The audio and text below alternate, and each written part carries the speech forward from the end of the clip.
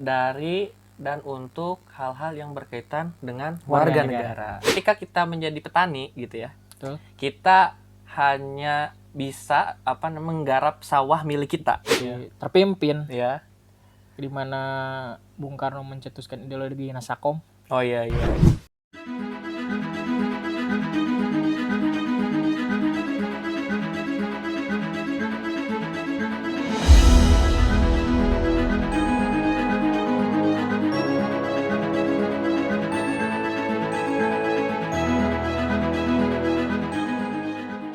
Sebelum ke sana begitu ya, sebelum ke eksistensi, dalam perpolitikan kita begitu ya, dalam ada yang istilahnya itu suprastruktur dan infrastruktur politik. Betul. Gitu ya. Ada infrastruktur dan suprastruktur. Mungkin kalau sobat milenial yang SMA mungkin ya, ada materi itu ya. Suprastruktur. Nah, mungkin bisa dijelaskan Kang Hilman? Betul, ini tidak hanya di Indonesia ya, Kang Risman. Hampir seluruh negara di dunia itu pasti memiliki dua hal tersebut dalam iklim politik. Iya. Infrastruktur dan infrastruktur. Betul sekali. Dalam dunia politik itu hampir di seluruh dunia ya, tidak hanya di Indonesia, itu ada yang namanya suprastruktur dan infrastruktur. Suprastruktur itu semua lembaga negara yang tersebut di dalam konstitusi negara. Suprastruktur. Jadi kalau di Indonesia suprastruktur itu semua lembaga negara, baik itu eksekutif, legislatif maupun yudikatif. Gimana teman-teman? Tahu kan? Udah tahu? Lembaga tiga itu apa saja? Oke. Boleh diingatkan Kang Hilman. Eksekutif, pelaksana undang-undang. Ya. Presiden, wakil presiden. Kemudian legislatif, pembuat. Ini secara sederhana ya, pembuat penyusun undang-undang. Ya. Siapa saja yang masuk dalam legislatif? Dewan Perwakilan Rakyat, DPR RI, Dewan Perwakilan Rakyat Daerah, Dewan Perwakilan Daerah, dan juga ya itu. Kemudian yang ketiga, yudikatif. Ini menjadi, kalau tadi ada pelaksana, ada penyusun, nah yudikatif ini berfungsi sebagai pengawas, sebagai penjaga, sebagai istilahnya lembaga peradilan lah ya, kehakiman yang terdiri dari Mahkamah Konstitusi, Mahkamah Agung, dan Komisi Yudisial. Ingat, suprastruktur politik itu lembaga negara yang tercantum dalam konstitusi. Nah, yang kedua ada infrastruktur politik.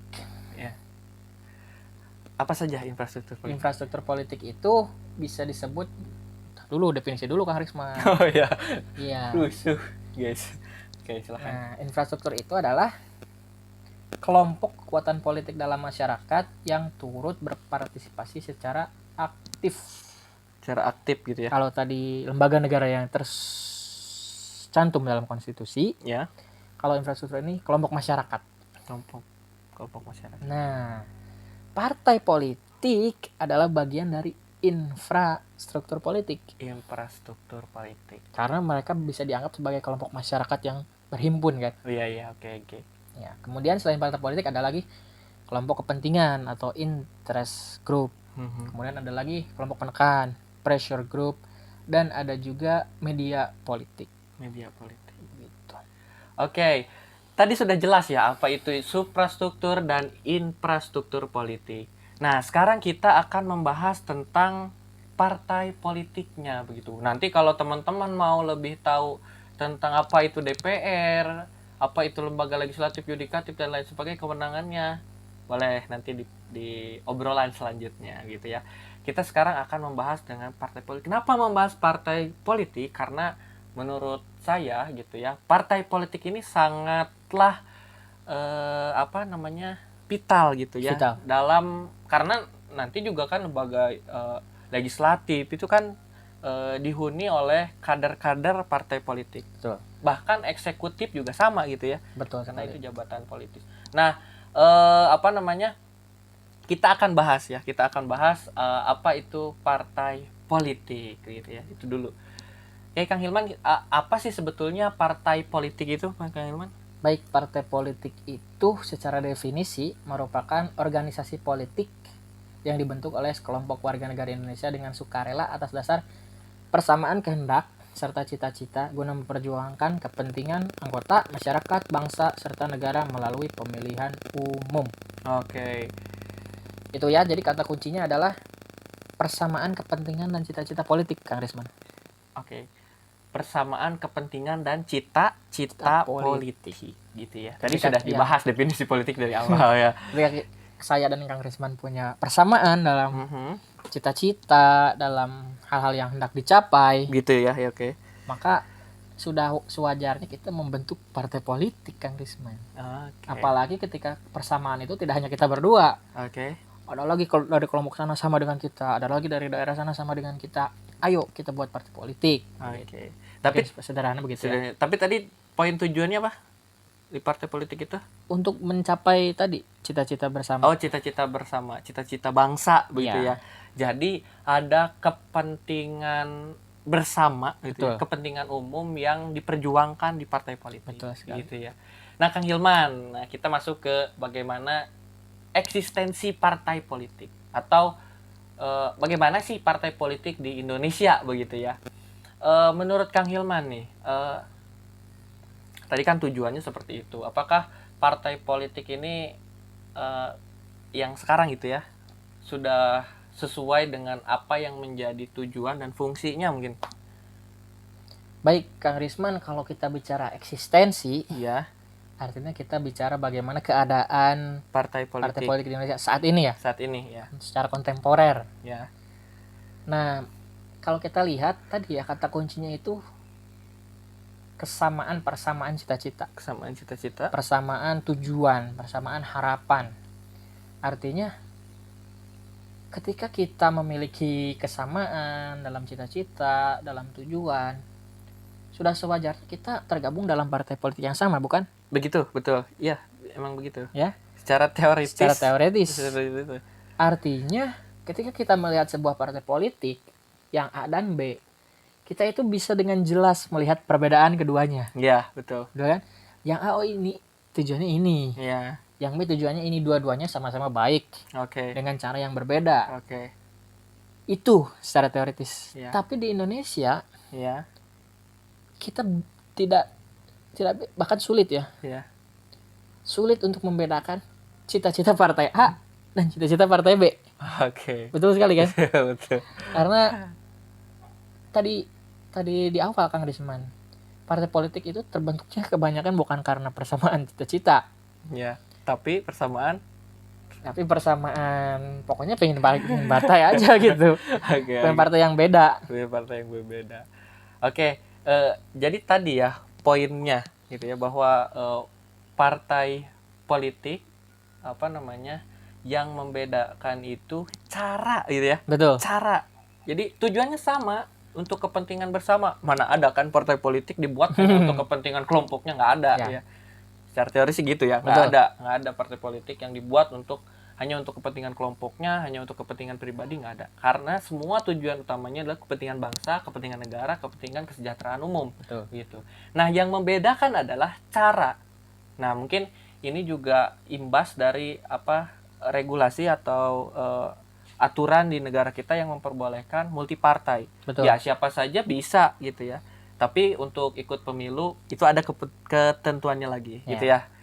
Ya, tapi tadi yang membedakan itu adalah cara gitu ya. Tapi kalau ini pendapat pribadi ya, Kang Hilman, kalau melihat perkembangan partai politik sekarang itu ya,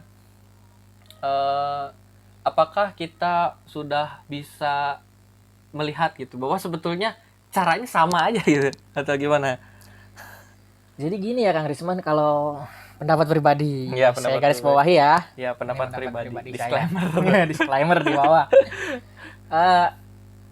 Partai politik di Indonesia itu, ini di Indonesia ya, saya melihat fenomenanya,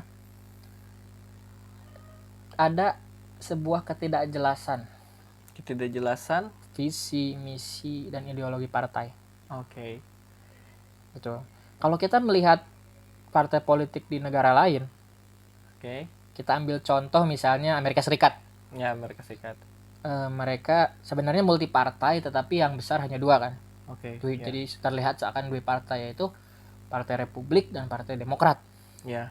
Itu di Amerika ya. Ya, di Amerika Serikat. Amerika Serikat. kita bisa dengan jelas melihat perbedaan keduanya gitu. Iya. Orang kalau ingin atau suka dengan pajak yang rendah, itu pasti pilih daerah publik. Tetapi kalau orang sukanya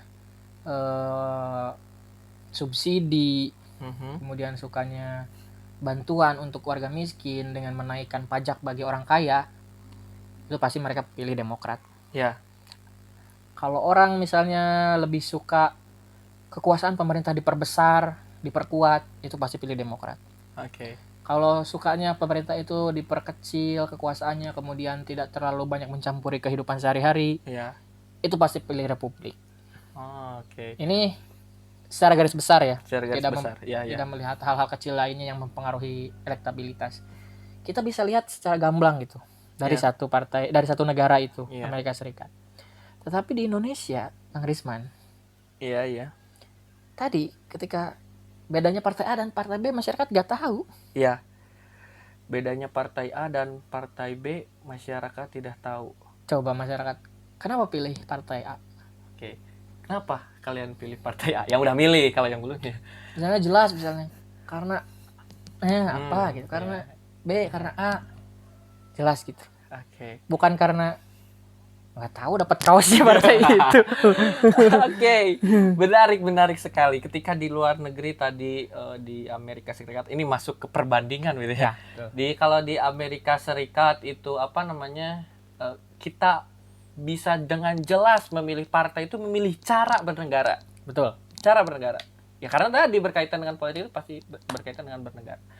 Nah, kalau di kita bagaimana sih cara melihat cara partai politik itu bernegara? Maksudnya yang membedakan gitu ya, pembedaan antara partai politik satu dan partai politik yang lainnya gitu ya. Karena kalau menurut pendapat pribadi saya nih ya, saya memilih itu kadang karena ketokohan yang muncul, gitu ya. Kebanyakan begitu ya. Kalau saya gitu, karena ketokohan yang muncul. Suka dengan tokoh A. Gitu ya. A-nya partai ini, akhirnya pilih partai ini. Ya gitu.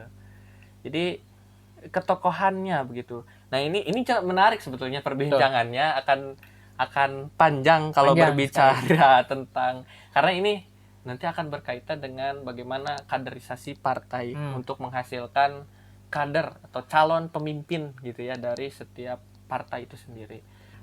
Mungkin satu pembahasan lagi aja lah. Boleh? Itu tentang pendapat. Tadi kan udah nih secara teori gitu ya.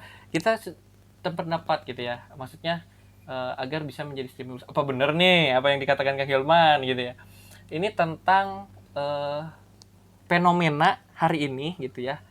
Ya mungkin secara kasar saja lah ya, karena kita nggak pegang data statistik gitu ya.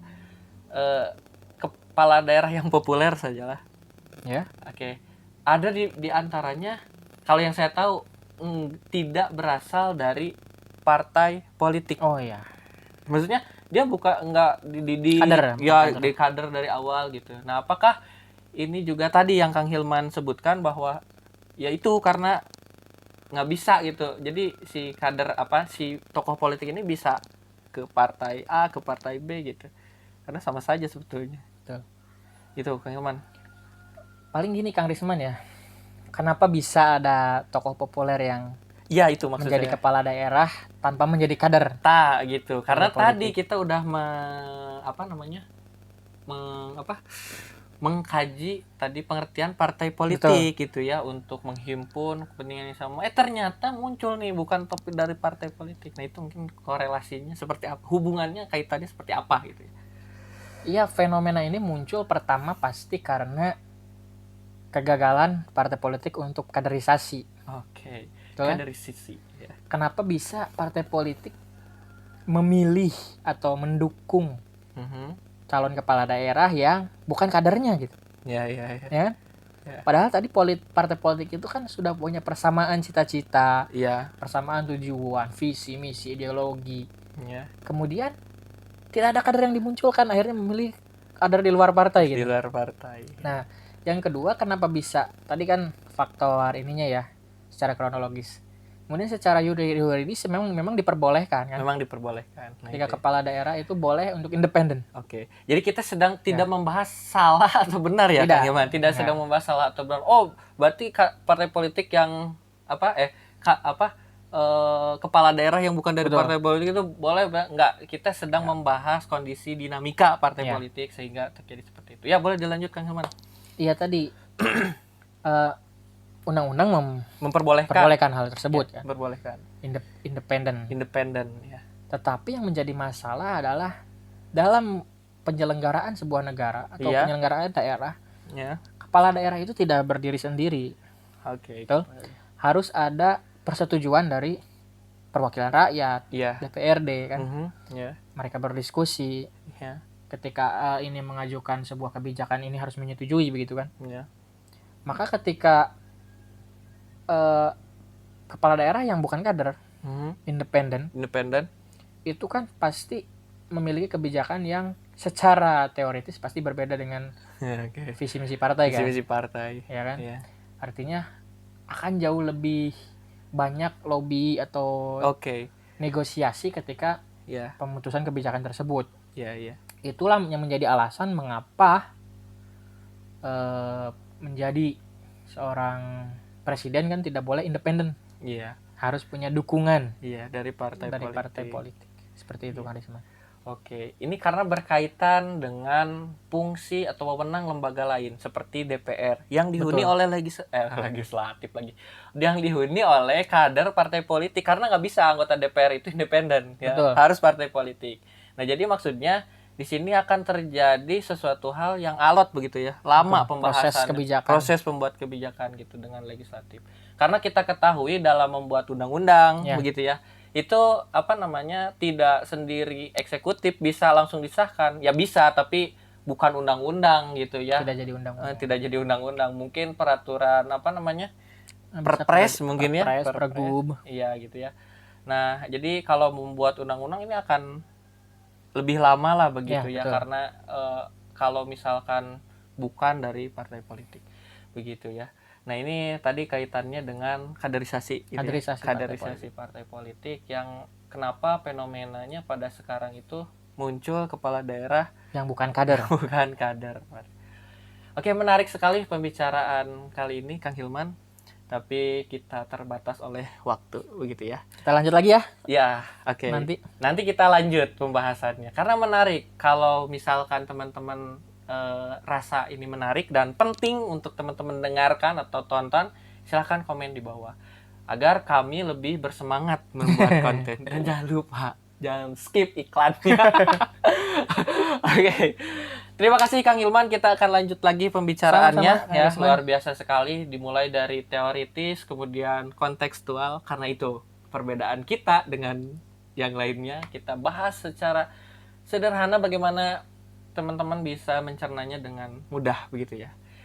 Oke, terima kasih sekali lagi Kang Hilman. Kita berjumpa di podcast berikutnya, ini tentang politik ya, pembukaan, semoga bermanfaat oleh teman-teman. Mohon maaf apabila tadi kita ada salah-salah kata gitu ya. Silakan tulis di kolom komentar ya. Oke, kritik dan saran kami sangat terbuka terhadap kritik dan saran agar untuk kemajuan channel kami.